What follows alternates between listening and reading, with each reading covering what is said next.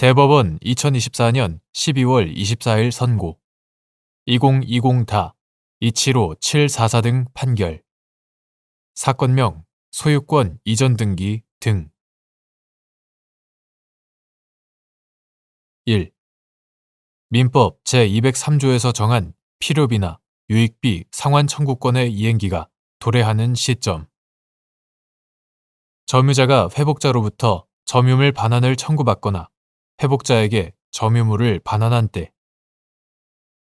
점유자가 점유물을 보존하거나 개량하기 위하여 지출한 필요비나 유익비에 관하여 민법 제203조 제1항, 제2항은 점유자가 점유물을 반환할 때에 상환을 청구할 수 있도록 규정하고 있으므로 그 상환 청구권은 점유자가 회복자로부터 점유물 반환을 청구받거나 회복자에게 점유물을 반환한 때에 비로소 발생하여 점유자가 이를 행사할 수 있는 상태가 되고 이행기가 도래한다.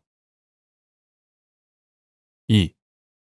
물건의 소유자가 적법한 점유 권한 없는 점유자를 상대로 민법 제213조에 따른 물권적 청구권을 행사하여 물건의 반환을 구할 수 있는 경우 점유자가 물건의 소유자를 상대로 민법 제741조에 따라 해당 비용의 반환을 구할 수 있는지 여부, 소급 및 민법 제203조에 따라 점유물을 반환할 때 비로소 비용 상환 청구권을 행사할 수 있는지 여부, 적극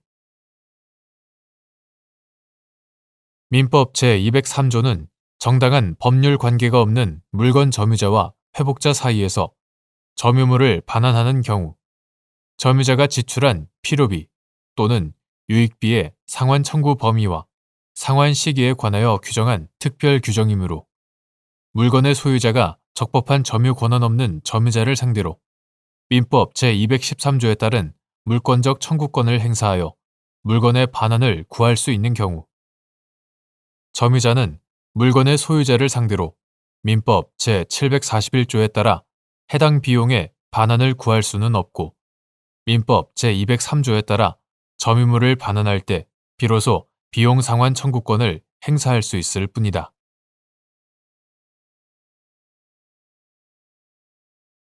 대법원 2024년 12월 24일 선고 2023다 205487 판결 사건명 손해배상 기 실손의료보험 약관 변경으로 다초점 인공수정체 비용이 실손의료보험 보장에서 제외되자 안과 의원을 운영하는 의사 갑이, 을 등에게 백내장 수술 및 다초점 인공수정체 삽입술을 시행하면서 실손의료보험이 적용되는 검사비는 올리고 실손의료보험이 적용되지 않는 다초점 인공수정체 비용은 공급가보다 낮추는 방식으로 진료비를 조정하였고 이후 을 등이 병보험회사에 검사비를 청구하여 병회사가 을 등에게 보험금을 지급하였는데 병회사가 갑과 을 등을 상대로 이를 기망행위라고 주장하며 손해배상을 구한 사안에서 재반 사정에 비추어 갑과 을 등의 위와 같은 행위가 공동불법행위 요건으로서 위법행위에 해당한다고 보기 어려운데도 이와 달리 본 원심 판단에 법리 오해 등의 잘못이 있다고 한 사례.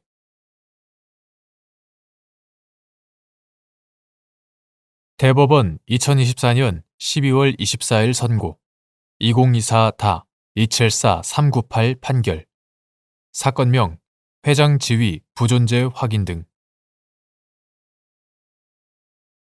1. 종중의 대표자를 선임하는 방법 종중의 대표자는 종중의 규약이나 관례가 있으면 그에 따라 선임하고 그것이 없다면 종장 또는 문장이 그 종원 중 성년 이상의 사람을 소집하여 선출하며 평소에 종중에 종장이나 문장이 선임되어 있지 아니하고 선임에 관한 규약이나 관례가 없으면 현존하는 연구항존자가 종장이나 문장이 되어 국내에 거주하고 소재가 분명한 종원에게 통지하여 종중총회를 소집하고 그 회의에서 종중 대표자를 선임하는 것이 일반 관습이다. 2. 종중의 법적 성격 및 종중규약의 내용이 선량한 풍속, 기타 사회 질서에 반하거나 종중의 본질이나 설립 목적에 크게 위배되는 경우 그 종중규약의 효력, 무효. 종중은 공동선조의 분묘 수호와 제사 및 종원 상호 간의 친목 등을 목적으로 하여 구성되는 자연 발생적인 종족 집단으로 그 공동선조와 성과 본을 같이 하는 후손은 그 의사와 관계없이 성년이 되면 당연히 그 구성원이 된다. 이와 같은 종중의 성격과 법적 성질에 비추어 종중규약의 내용이 선량한 풍속, 기타 사회 질서에 반하는 경우 또는 종원이 가지는 고유하고 기본적인 권리의 본질적인 내용을 침해하는 등 종중의 본질이나 설립 목적에 크게 위배되는 경우 그 종중규약은 무효로 보아야 한다. 3. 갑 종중의 일부 종원들이 종중규약 중 종중회장은 종손으로 한다는 조항은 우리 사회의 전체 법질서에 반하고 종중 및 종원의 고유한 성격이나 기본적인 권리의 본질적 내용을 훼손하여 무효라면서 위 조항에 근거하여 종중회장으로 취임한 을을 상대로 회장 지위의 부존재 확인을 구한 사안에서 위 조항의 내용은 선량한 풍속, 기타 사회 질서에 반할 뿐만 아니라 종원이 가지는 고유하고 기본적인 권리의 본질적인 내용을 침해하는 것으로서 종중의 본질이나 설립 목적에 크게 위배되므로 무효라고 보아야 하는데도 이와 달리 본 원심 판단에 법리 오해에 잘못이 있다고 한 사례.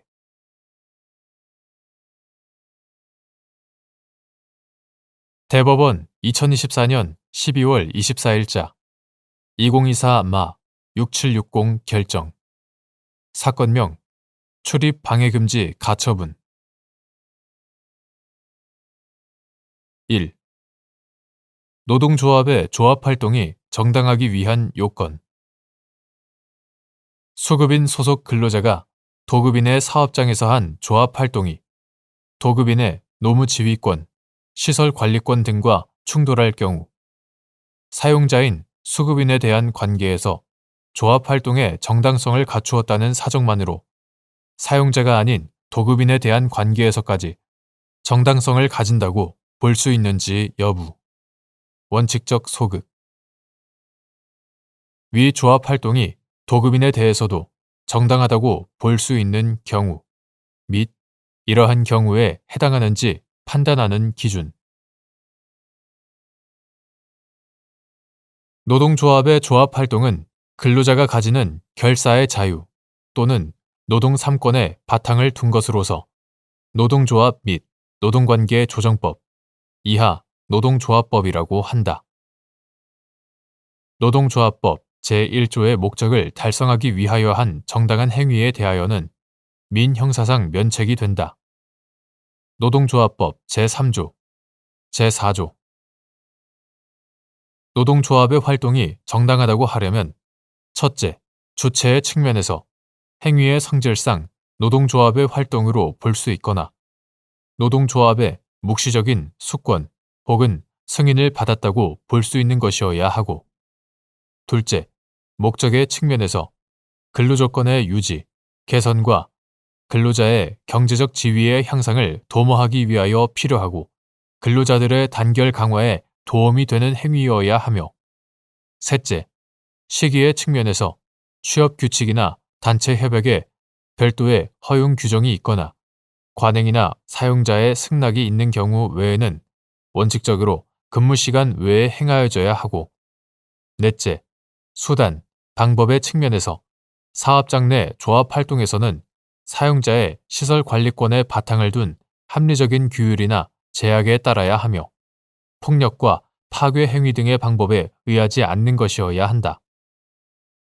한편 도급인은 원칙적으로 수급인 소속 근로자의 사용자가 아니므로 수급인 소속 근로자가 도급인의 사업장에서 한 조합 활동이 도급인의 노무 지휘권, 시설 관리권 등과 충돌할 경우에는 사용자인 수급인에 대한 관계에서 조합 활동의 정당성을 갖추었다는 사정만으로 사용자가 아닌 도급인에 대한 관계에서까지 정당성을 가진다고 볼 수는 없다. 그러나 도급인이 자신의 사업장을 수급인 소속 근로자들에게 근로의 장소로 제공하여 그곳에서 수급인 소속 근로자들이 작업을 하는 경우, 도급인의 사업장은 수급인 소속 근로자들에게 근로 제공의 현장이자 삶의 터전이 되는 곳으로서 조합 활동의 기본적인 공간이 될 수밖에 없다. 또한 도급인은 비록 수급인 소속 근로자와 직접적인 근로계약 관계를 맺고 있지는 않지만 수급인 소속 근로자가 제공하는 근로에 의하여 일정한 이익을 누리고 그러한 이익을 향수하기 위하여 수급인 소속 근로자에게 사업장을 근로의 장소로 제공하였으므로 그 사업장에서 발생하는 수급인 소속 근로자의 조합 활동으로 인하여 일정 부분 법익이 침해되더라도 사회 통념상 이를 용인하여야 하는 경우가 있을 수 있고 그러한 범위 내에서는 조합 활동이 도급인에 대해서도 정당하다고 보아야 한다. 이러한 경우에 해당하는지 여부는 헌법이 보장하는 기본권인 노동 3권의 구체적 실현이라는 측면에서 해당 조합 활동이 가지는 의미와 필요성, 조합 활동의 경위와 구체적 태양, 해당 사업장에서 수행되는 업무의 성격과 사업장의 규모, 조합 활동에 참여하는 근로자의 수와 이들이 조합 활동을 위해 사용한 장소 또는 시설의 범위, 특성과 종래 이용 관계, 조합 활동으로 인해 도급인의 시설 관리나 업무 수행이 제한되는 정도, 도급인 사업장 내에서 이루어져 온 노동조합 활동 관행 등 여러 사정을 종합하고 충돌되는 가치를 객관적으로 비교, 형량하여 실질적인 관점에서 판단하여야 한다. 2. 갑 유한회사가 을 주식회사 등의 갑회사 화물의 배송 업무를 위탁하였고 을 회사 등의 소속 택배기사, 병 등이 갑회사가 제공한 배송센터에서 배송 업무를 수행하면서 노동조합을 조직하여 조합원을 모집하는 홍보 활동을 하자 갑회사가 병 등을 상대로 배송센터 출입 금지 및 업무용 애플리케이션 사용 금지 조치를 하였는데 병 등이 갑회사를 상대로 이러한 조치가 노동조합 활동에 대한 침해라는 이유로 출입 방해 금지 가처분 신청을 한 사안에서 병 등은 적어도 갑회사의 배송센터 내에서 갑회사의 시설 관리권 등과 조화를 이루는 범위에서 노동조합 홍보 활동을 할 권리가 있다고 볼 여지가 크고 원래 병 등에게 허용되었던 배송센터의 출입과 업무용 애플리케이션의 사용에 관해서는 보전의 필요성을 인정할 여지가 큰데도 이와 달리 본 원심 판단에 법리 오해 등의 잘못이 있다고 한 사례.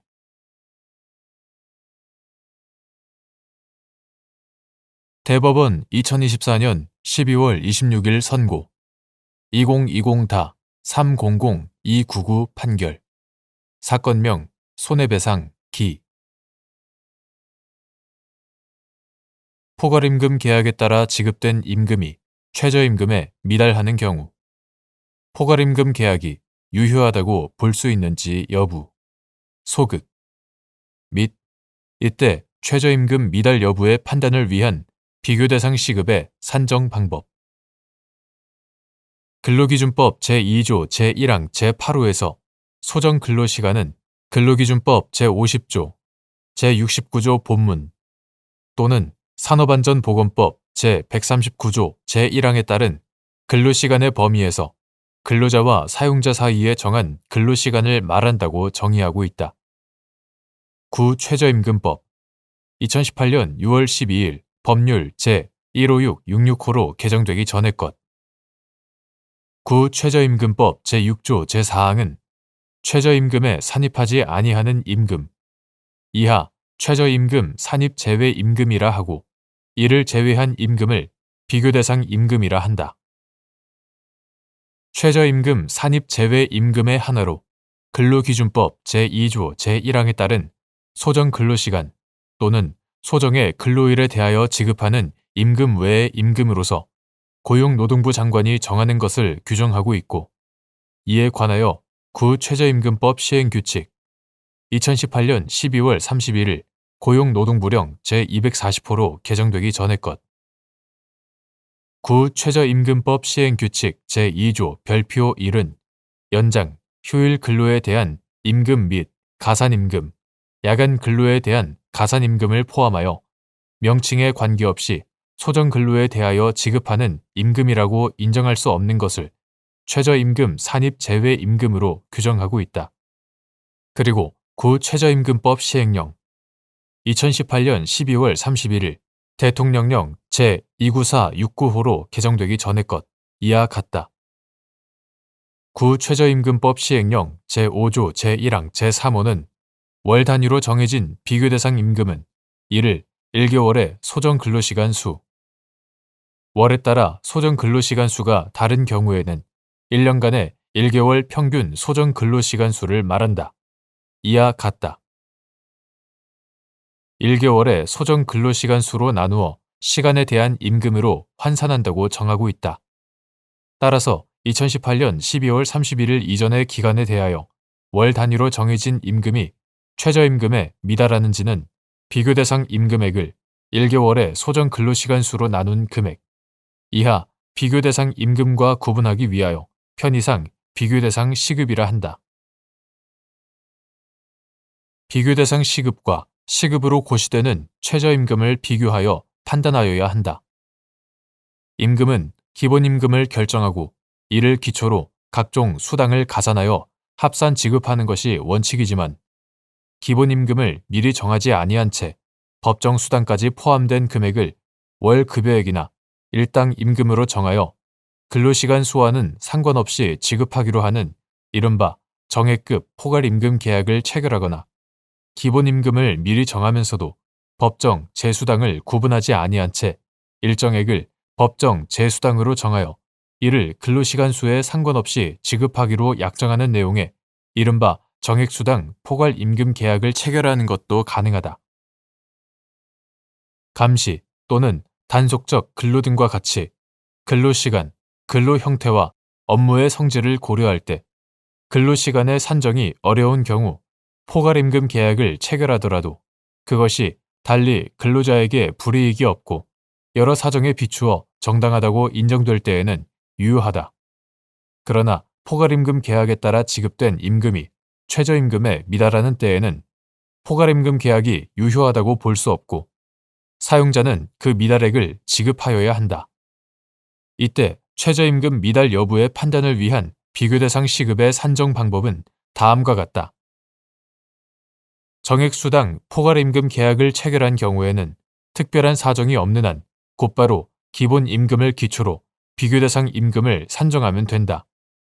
그러나 정액급 포괄임금 계약을 체결하면서 월 급여액의 대상이 된 근로시간 수를 정한 경우에는 월 급여액으로부터 역산하는 방식으로 기본임금을 구한 후 이를 기초로 비교 대상 임금을 산정해야 한다.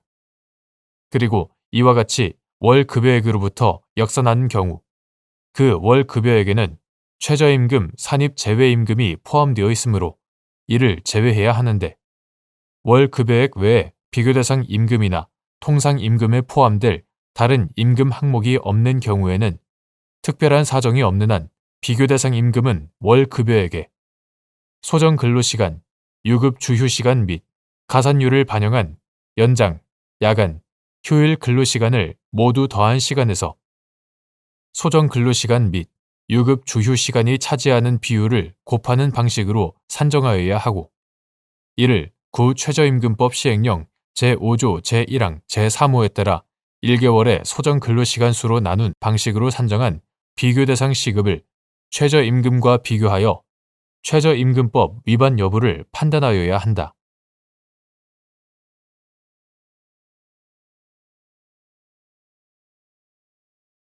대법원 2024년 12월 26일 선고 2023-200314 판결 사건명 임금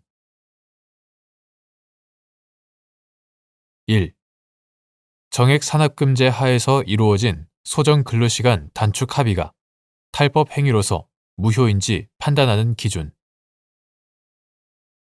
정액산업금제 하에서 이루어진 소정 근로시간 단축 합의가 탈법 행위로서 무효인지는 합의를 체결한 근로관계 당사자들의 주된 목적이 최저임금법의 적용을 회피하려는 것이었는지와 아울러 단축된 소정근로시간과 택시운전 근로자의 실제 근로시간을 비교하여 양자 사이에 상당한 불일치가 있는지를 중심으로 규범적인 관점에서 판단하여야 한다. 소정근로시간 단축의 주된 목적이 최저임금법의 적용을 회피하려는 것이었는지는 소정근로시간 단축 합의의 구체적인 경위와 시기, 단축 전후에 소정근로시간을 적용할 경우 산정되는 시간급 비교대상 임금과 법정 최저임금의 객관적 차이 및 변동 추이 등을 고려하여 판단하여야 한다. 택시운전 근로자의 실제 근로시간은 택시에 승객을 태우고 이동하는 영업시간, 실차시간, 영업시간뿐만 아니라 택시의 입출고 및 정리 등에 소요되는 준비시간, 승객을 찾거나 기다리는 데 소요되는 대기시간, 공차시간, 다만 식사, 휴게시간은 제외. 대기시간과 같이 택시운전 근로자가 실제로 근로를 제공하는 시간을 포괄하는 개념으로 택시운전 근로자의 실제 근무 환경과 근무 형태를 고려하여 추산하여야 한다. 그리고 이러한 택시운전 근로자의 실제 근로시간이 일부 감소하였다고 볼 수 있는 경우 그와 같이 감소된 실제 근로시간과 단축된 소정 근로시간 사이에 상당한 불일치가 있는지를 판단할 때는 소정 근로시간 단축의 비율, 빈도, 급격성 등을 고려하여야 한다. 2. 근로계약, 취업규칙, 단체협약 등의 소정 근로시간에 관한 유효한 정함이 없는 경우 법원은 최저임금 미달 여부 및 미달액 판단 등을 위해 근로관계 당사자들의 의사를 보충하여 근로계약을 해석하는 방법으로 유효한 소정 근로시간을 확정하여야 하는지 여부. 적극. 소정 근로시간은 근로자가 근로 의무를 부담할 것을 약정하고 사용자가 그 근로 의무의 이행에 관하여 임금을 지불하기로 약정한 시간으로 근로기준법상 연장 근로수당 등을 산정하기 위한 전제가 되는 통상임금의 계산, 최저임금법상 비교대상 임금의 시간급 환산, 근로자 퇴직급여 보장법상 퇴직금 제도의 설정 의무 존부 결정 등을 위해 필요한 도구 개념의 성격을 갖는다. 근로기준법은 사용자에 대하여 근로계약을 체결할 때 소정 근로시간을 명시한 서면을 근로자에게 교부할 의무를 부과하면서 그 위반 행위를 처벌하는 규정을 두고 있다. 제17조, 제114조. 이러한 소정 근로시간의 의의와 기능 등을 고려하면 근로계약, 취업규칙, 단체협약 등의 소정 근로시간에 관한 유효한 정함이 없는 경우 법원은 최저임금 미달 여부 및 미달액 판단 등을 위해 근로관계 당사자들의 의사를 보충하여 근로계약을 해석하는 방법으로 유효한 소정 근로시간을 확정할 필요가 있다. 3. 갑 택시회사가 2008년 3월 21일 법률 제8964호로 개정된 최저임금법 제6조 제5항이 시행되기 하루 전 노동조합과 소속 택시운전 근로자들의 소정 근로시간을 1일 3.5시간으로 정하는 임금협정을 체결하였는데 택시운전 근로자로 근무한 을 등이 위 소정 근로시간이 무효라고 주장하며 갑 회사를 상대로 미지급 최저임금 등의 지급을 구한 사안에서 위 임금협정의 소정 근로시간 합의가 탈법 행위에 해당하여 무효라고 하면서도 임금협정 이전의 소정 근로시간을 확정할 수 없다는 이유로 을 등의 청구를 전부 기각한 원심 판단에 법리 오해 등의 잘못이 있다고 한 사례.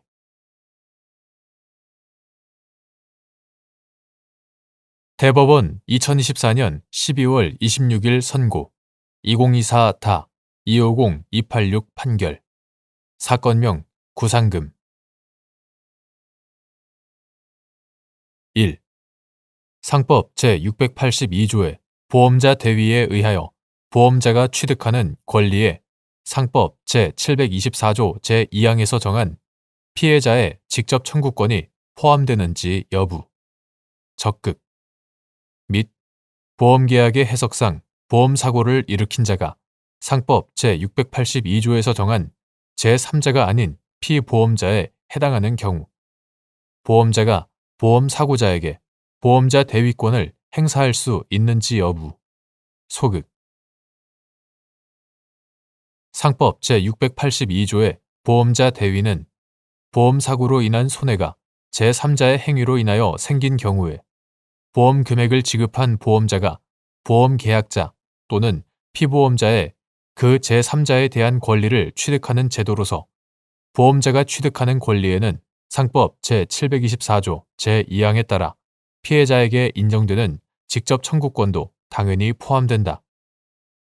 그러나 보험계약의 해석상 보험사고를 일으킨 자가 상법 제682조에서 정한 제3자가 아닌 피보험자에 해당될 경우에는 보험자는 그 보험사고자에 대하여 보험자 대위권을 행사할 수 없다.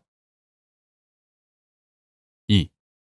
손해보험에서 보험의 목적물과 위험의 종류만 정해져 있고 피보험자와 피보험 이익이 명확하지 않은 경우 보험계약이 보험계약자 자신을 위한 것인지 타인을 위한 것인지 결정하는 방법. 손해보험에 있어서 보험의 목적물과 위험의 종류만이 정해져 있고 피보험자와 피보험 이익이 명확하지 않은 경우에 그 보험계약이 보험계약자 자신을 위한 것인지 아니면 타인을 위한 것인지는 보험계약서 및 당사자가 보험계약의 내용으로 삼은 약관의 내용, 당사자가 보험계약을 체결하게 된 경위와 그 과정, 보험회사의 실무처리 관행 등 재반 사정을 참작하여 결정하여야 한다. 3.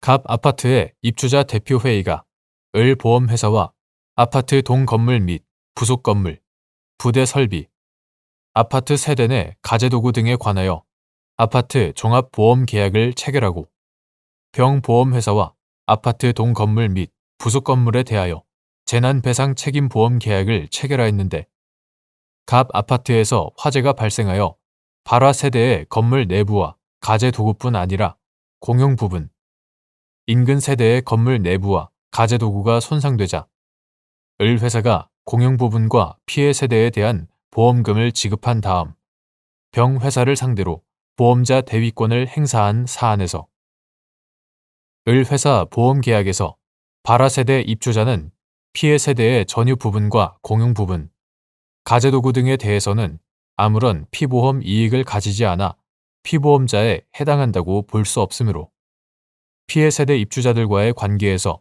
상법 제682조에서 정한 제3자에 해당하고 병회사 보험 계약에서 갑 아파트의 각 구분 소유자, 점유자, 임차인, 점유자 및 관리자는 각자가 소유, 관리 또는 점유하는 부분에 관하여 서로 구분되는 피보험 이익을 가지고 있어 병회사 보험계약 전체에 대한 공동 피보험자에 해당한다고 보기 어려우므로 발화 세대 입주자가 피해 세대 입주자들에 대해 부담하는 손해배상 책임이 특별한 사정이 없는 한 병회사 보험계약에서 보상하는 손해에 포함된다고 볼 수 있는데도 이와 달리 본 원심 판단에 법리 오해 등의 잘못이 있다고 한 사례.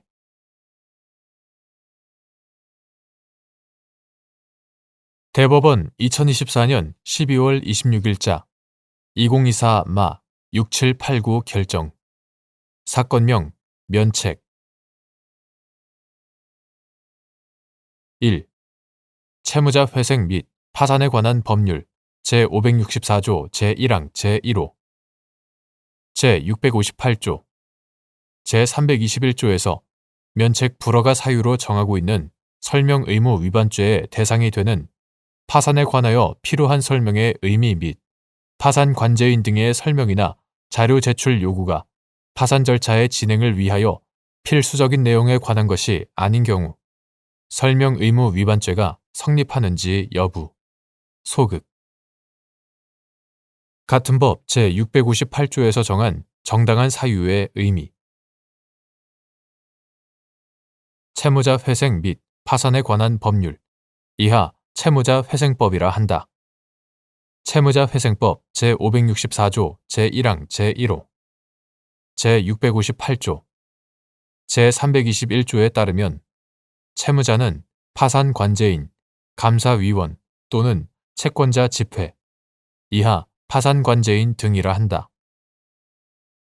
파산 관제인 등의 요청이 있으면 파산에 관하여 필요한 설명을 하여야 하고, 채무자가 정당한 사유 없이 설명을 하지 않거나 허위의 설명을 한 때에는 설명 의무 위반죄로 처벌하며, 채무자에게 설명 의무 위반죄에 해당하는 행위가 인정되면 면책 불허가 사유에 해당한다. 설명 의무 위반죄의 대상이 되는 파산에 관하여 필요한 설명이란 파산 관제인 등이 채무자에게 요청하는 모든 사항에 관한 설명을 의미하는 것이 아니라, 구체적인 사안에서 기록상 드러나는 여러 사정들을 고려하여 파산 절차의 진행을 위하여 필수적인 내용에 관한 설명으로 한정되어야 한다. 만일 파산 관제인 등의 설명이나 자료 제출 요구가 파산 절차의 진행을 위하여 필수적인 내용에 관한 것이 아니라면 그에 대한 채무자의 설명이나 자료 제출이 불충분하다고 하더라도 설명 의무 위반죄가 성립한다고 보기는 어렵다. 한편 채무자 회생법 제658조의 정당한 사유라 함은 파산 관제인 등이 설명을 요구하는 내용이 채무자가 보유 또는 지배하고 있는 정보의 범위를 넘어서는 경우이거나 채무자의 지적 능력, 연령, 건강 상태, 사안의 복잡성 등에 비추어 채무자에게 온전한 설명을 기대하기 어려운 경우와 같이 채무자에게 책임을 돌릴 수 없는 사유를 말한다. 2. 채무자 회생 및 파산에 관한 법률 제564조 제2항에 따라 법원이 면책 불허가 사유가 있음에도 면책을 허가하는 것이 상당한지를 판단할 때 고려하여야 할 사항. 채무자 회생 및 파산에 관한 법률 제564조 제2항은 법원은 제1항 각 호에 면책 불허가 사유가 있는 경우라도 파산에 이르게 된 경위, 그 밖의 사정을 고려하여 상당하다고 인정되는 경우에는 면책을 허가할 수 있다라고 규정하여 이른바 재량 면책을 인정하고 있다. 법원이 면책 불허가 사유가 있음에도 면책을 허가하는 것이 상당한지를 판단할 때에는 채무의 발생과 증가 원인 등을 비롯한 채무자가 파산에 이르게 된 경위, 면책 불허가 사유에 해당하는 행위의 내용과 정도, 채무자의 경제적 재기에 대한 의욕과 갱생의 필요성, 채권자의 이의 신청 유무와 사유 등 여러 사정을 고려하되 채무자의 경제적 재기를 통하여 사회 복귀를 실현하려는 면책제도의 사회적, 정책적 기능을 염두에 두어야 한다. 3. 파산 관제인이 법원의 허가를 받아 파산재단의 매각이나 회복을 가름하여 채무자로부터 일정한 금원을 받아 이를 파산재단에 편입하는 내용으로 화해 계약을 체결할 수 있는지 여부. 적극. 채무자의 파산 선고 당시 환가할 재산이 없거나 극히 미미한 경우 또는 채무자의 처분 행위가 부인권의 대상이 되는지가 불확실한 경우에도 채무자로 하여금 일정한 금원을 파산재단에 편입하도록 권유할 수 있는지 여부. 소극. 및 채무자가 이러한 파산 관제인의 권유에 응하지 아니하였다는 사정을 채무자의 면책심사에서 불리하게 고려할 수 있는지 여부. 소극. 파산 관제인은 선량한 관리자로서의 주의 의무에 반하지 않는 한 파산재단에 속하는 재산을 적당한 방법으로 환가할 수 있는 재량권을 가지므로 채무자 회생 및 파산에 관한 법률, 이하 채무자 회생법이라 한다.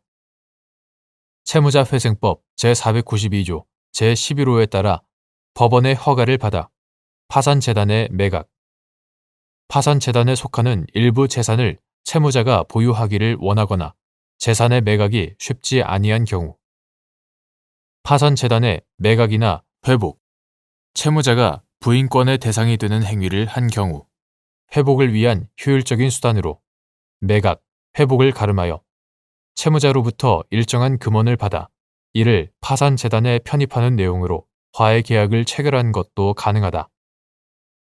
그러나 이러한 화해 계약 방식의 환가 방법은 환가의 대상이 되는 채무자의 파산재단이 존재하거나 향후 파산재단으로 회복될 가능성이 있음을 전제로 하는 것이므로 첫째, 채무자의 파산 선고 당시 재산이 압류금지 재산, 채무자회생법 제383조 제1항, 압류금지 재산 또는 면제재산, 같은 조 제2항,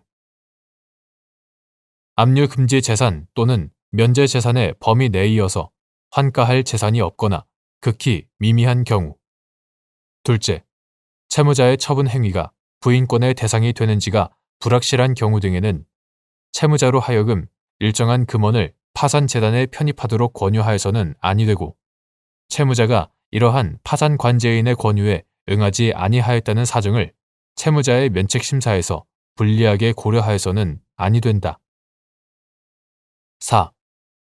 갑의 면책신청에 대하여 원심이 파산관제인이 갑의 명의로 운영된 업체의 사업소득 처분 내역과 폐업자산 내역 등에 관한 소명 및 자료 제출을 요구하였음에도 갑이 정당한 사유 없이 이에 응하지 아니한 것은 채무자 회생 및 파산에 관한 법률 제564조 제1항 제1호, 제658조에서 정한 면책 불허가 사유에 해당하고 재량에 의한 면책을 허가할 사정도 없다고 한 사안에서 위 사업소득 처분 내역과 폐업자산 내역이 갑의 파산 절차 진행을 위하여 필수적인 내용이라고 보기 어려운 점 등에 비추어 갑의 행위가 위 규정에서 정한 면책 불허가 사유에 해당한다고 단정할 수 없고 갑이 채무를 부담하게 된 경위 등을 고려하면 재량 면책을 허용할 상당한 이유가 있어 보이는데도 이와 달리 본 원심 결정에 법리 오해에 잘못이 있다고 한 사례.